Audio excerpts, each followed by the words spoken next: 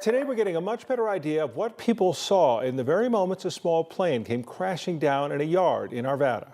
Yeah, we got a hold of the 911 calls from that day, June 7th. 4 people were on board that plane when it crashed. 1 passenger died the next day. 9 News reporter Lauren Scafidi is joining us in Arvada, live from where that plane crashed, to break down the new information that we've gathered and where everything stands right now. Lauren?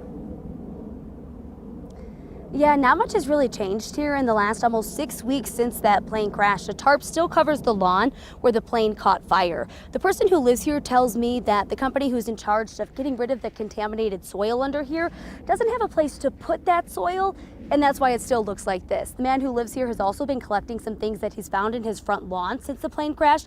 Here's that box. So he's found a couple of the pieces of the plane like this chip with some wire, and also these glasses that look like they were burned.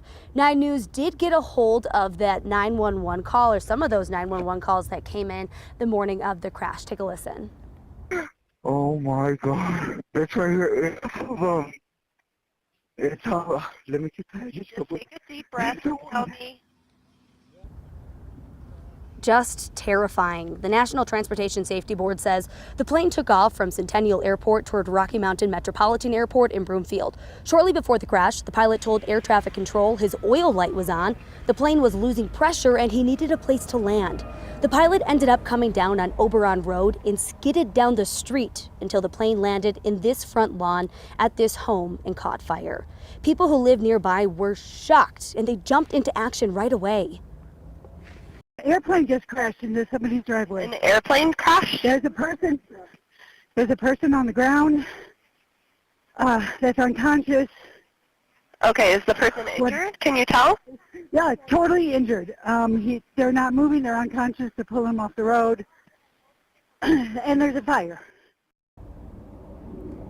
The NTSB says the man, woman, and 2 boys inside the plane went to the hospital. Melissa Brinkman died the next day. I reached out to her loved ones. They say they're still having a hard time with it all. According to social media posts from the family, a 13-year-old boy in the plane spent 3 weeks in the hospital. His family says he is finally back to walking, talking, and laughing. And if you take a look here, this red truck is still out here too. That was in the driveway when the plane crashed and caught fire. Live in Arvada, Lauren Scafidi, 9 News.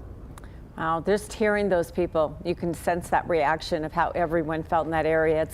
There's a lot of homes around there, a lot of people that go by that area every single day. So tough stuff. Thanks, Lauren.